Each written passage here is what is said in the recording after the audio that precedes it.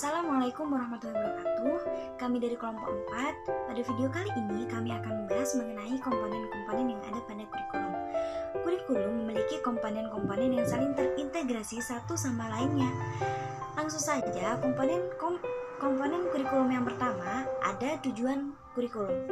Komponen tujuan kurikulum ini berhubungan dengan arah atau hasil yang diharapkan. Nah, tujuan kurikulum adalah memberikan arahan kepada para peserta didik agar bisa mengetahui alur pembelajaran yang akan diberikan oleh guru dan dapat mencapai tujuan pendidikan tersebut. Adapun tujuan kurikulum yang substansial, yang pertama ada merekonstruksi kurikulum sebelumnya. Rekonstruksi itu sendiri berasal dari bahasa Inggris, yaitu reconstruct, yang artinya menyusun kembali. Jadi, rekonstruksi kurikulum adalah proses untuk merancang ulang kurikulum karena tuntutan kebutuhan untuk memenuhi secara pasti. Yang kedua, ada menginovasi.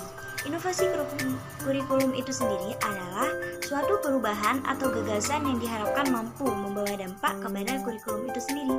Lanjut, yang ketiga, ada beradaptasi dengan peradaban sosial.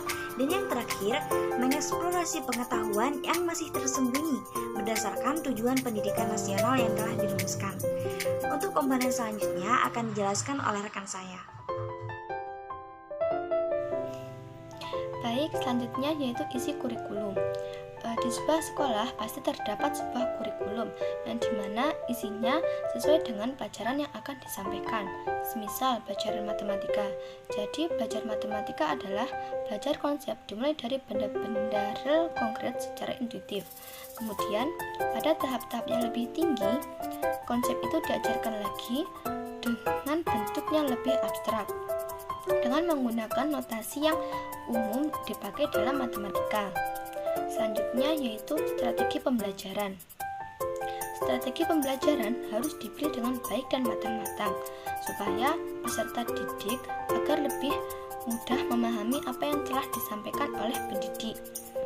Dalam pemilihan strategi harus didasarkan pada 3 prinsip, yaitu metode pembelajaran harus jalan dengan tujuan pembelajaran. Jadi, metode yang diberikan harus sesuai dengan tujuan apa yang akan disampaikan pembelajarannya. Yang kedua, memiliki metode pembelajaran yang beragam. Dengan beragamnya metode pembelajaran, peserta didik tidak merasa jenuh dan lebih memahami apa yang disampaikan. Yang selanjutnya, pengembangan kurikulum sesuai dengan materi yang akan disampaikan. Selanjutnya akan disampaikan oleh rekan saya. Baiklah, nama saya Siti Rofiqatul Ma'rifah, NIM saya 20110107. Di sini saya akan melanjutkan penjelasan dari teman saya, yakni saya akan menjelaskan tentang penilaian. Apa itu penilaian? Penilaian adalah suatu usaha untuk mendapatkan berbagai informasi tentang proses dari hasil pertumbuhan dan perkembangan yang telah dicapai oleh peserta didik melalui kegiatan pembelajaran yang telah terjadi. Nah, di sini kita akan mengetahui peserta didik itu berkembang sampai mana, gitu. Nah, cara penilaian ini kita mempunyai 2, yaitu yang pertama tentang dengan uji tes. Di sini tes itu ada 3, bisa dengan cara tes tulis, bisa dengan cara tes lisan, dan bisa juga dengan cara tes perbuatan. Di mana tes tulis kita diuji menggunakan sebuah kertas, yaitu dalam menulis begitu, menggunakan alat ATK. Terus yang selanjutnya yaitu tes lisan, di mana tes lisan itu kita langsung tanya jawab dengan peserta didiknya kita. Nah, yang selanjutnya yaitu tes perbuatan. Seumpamanya tes perbuatan ini lebih cenderung kepada semuanya kita ikut dalam kegiatan tes lomba renang atau tes voli begitu. Nah, selanjutnya kita lanjutkan kepada desain kurikulum, di mana desain kurikulum tersebut mempunyai subject centered design. Apa itu subject centered design? Yaitu desain yang berpusat kepada mata pelajaran atau satu desain kurikulum yang berpusat kepada bahan ajar yang terdiri dari 3 desain, yaitu subject design, Discrete Lines Design, terus Broad Fields Design. Nah, apa itu subject design? Subject design adalah bentuk desain yang paling murni dari subject centered design, di mana bahan ajar yang diambil dari pengetahuan dan nilai-nilai sebelumnya yang telah ditemukan oleh peneliti terdahulu. Mengapa begitu? Peneliti terdahulu yaitu sudah menemukannya terlebih dahulu daripada kita, jadi kita belajar tidak perlu mengobservasinya. Contohnya penemuannya dalam penemuan apel jatuh atau dalam menghitung geraknya benda. Nah, kita juga belajar matematika dalam segi aljabar, geometri, gitu kan sudah diketahui terlebih dahulu oleh peneliti sebelumnya. Nah, di sini memiliki kekurangan serta kelebihan. Di mana kelebihannya penerapannya sangat mudah, menyusun materinya juga cukup tertata.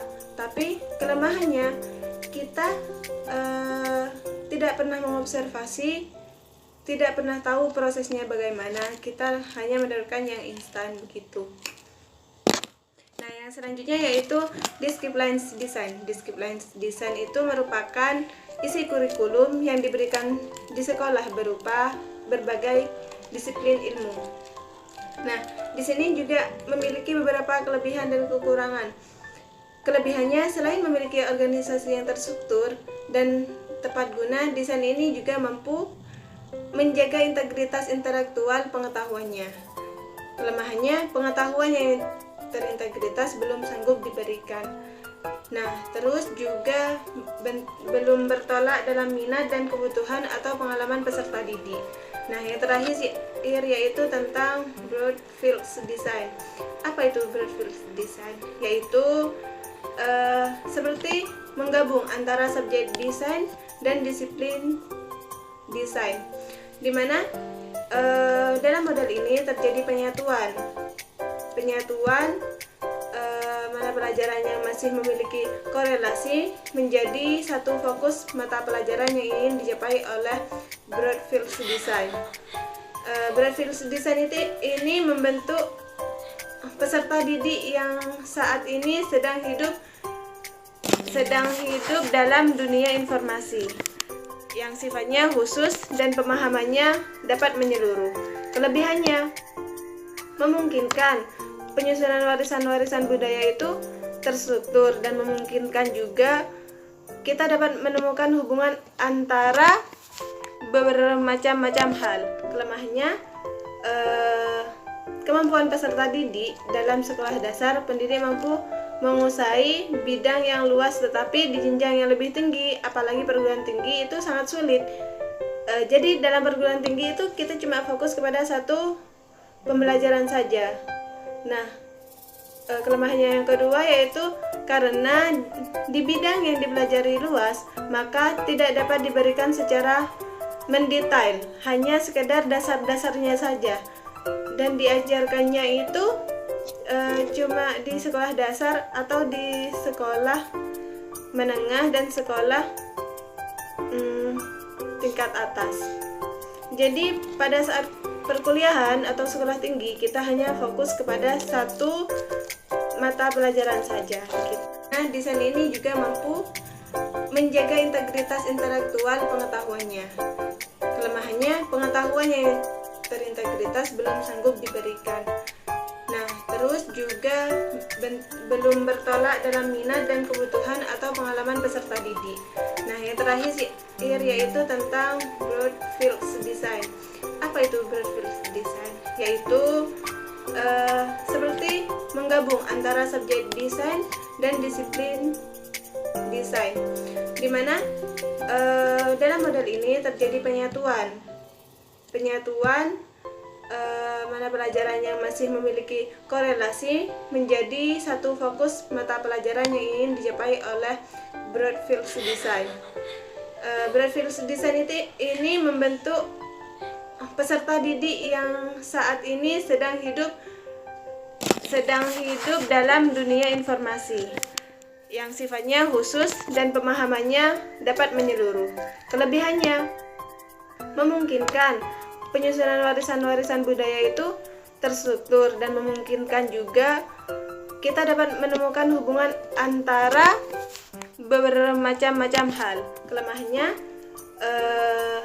kemampuan peserta didik dalam sekolah dasar, pendidik mampu menguasai bidang yang luas, tetapi di jenjang yang lebih tinggi, apalagi perguruan tinggi, itu sangat sulit. Jadi dalam perguruan tinggi itu kita cuma fokus kepada satu pembelajaran saja. Nah, kelemahannya yang kedua yaitu karena mampu menguasai bidang yang luas, tetapi di jenjang yang lebih tinggi, apalagi perguruan tinggi, itu sangat sulit. Jadi dalam perguruan tinggi itu kita cuma fokus kepada satu pembelajaran saja. Nah, kelemahannya yang kedua yaitu karena di bidang yang dipelajari luas, maka tidak dapat diberikan secara mendetail, hanya sekedar dasar-dasarnya saja. Dan diajarkannya itu cuma di sekolah dasar atau di sekolah menengah dan sekolah tingkat atas. Jadi pada saat perkuliahan atau sekolah tinggi, kita hanya fokus kepada satu mata pelajaran saja gitu. Mungkin cukup sekian dari saya dan akan dilanjutkan oleh teman saya. Terima kasih. Perkenalkan, nama saya Mustafa Abdul Rizky, NIM 2021010700022. Di sini saya akan menjelaskan bagaimana tentang mendesain pada kurikulum. Yang pertama yaitu learner content design, atau yang disebut dengan desain yang berpusat pada pembelajaran. Yang dimaksud adalah suatu desain kurikulum yang mengutamakan peranan siswa. Penyusunan desain kurikulum dapat dilihat dari dua dimensi. Yang pertama yaitu dimensi vertikal. Karena pengetahuan diberikan secara terpisah, hal itu bertentangan dengan bentuk perbaikan kurikulum. Subjek kontrak kurikulum berpusat pada motivasi intrinsik pada siswa. Pembelajaran memperhatikan perbedaan. Dengan ini kita dapat mengetahui bahwa siswa lebih aktif dan akan dapat mencapai prestasi yang lebih unggul atau lebih baik di dalam pembelajaran.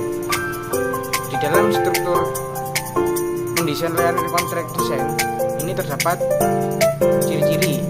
Yang pertama yaitu struktur kurikulum dipilih berdasarkan kebutuhan dan minat peserta didik. Yang dimaksud di sini adalah siswa lebih aktif dalam memilih semua apa yang harus dilakukan, dan guru atau pengajar yang harus memberikan arahan atau memberikan bimbingan. 2. Kurikulum dapat dilihat. Yang kedua yaitu kurikulum dipilih oleh pendidik atau peserta didik. Yang dimaksud adalah guru dan juga murid saling memberikan pendapat agar tidak saling bertentangan. Dapat disimpulkan siswa lebih aktif apa yang harus dilakukannya. Yang ketiga yaitu menekankan produser untuk memecahkan masalah. Yang dimaksud adalah guru lebih menekankan untuk membagi tugas untuk siswa agar bisa aktif dalam melakukan pekerjaan pembelajaran. Yang kedua yaitu problem kontrak desain. Di sini problem kontrak desain berpangkal pada filsafat yang mengutamakan peranan manusia. Berbeda dengan learning content yang mengutamakan manusia atau peserta didik secara individual. Problem contract design menekankan manusia dalam kesatuan kelompok, yaitu kesejahteraan rakyat, dan bisa disimpulkan yaitu di sini pada problem contract design itu bisa menekankan dalam seluruh anggota manusia.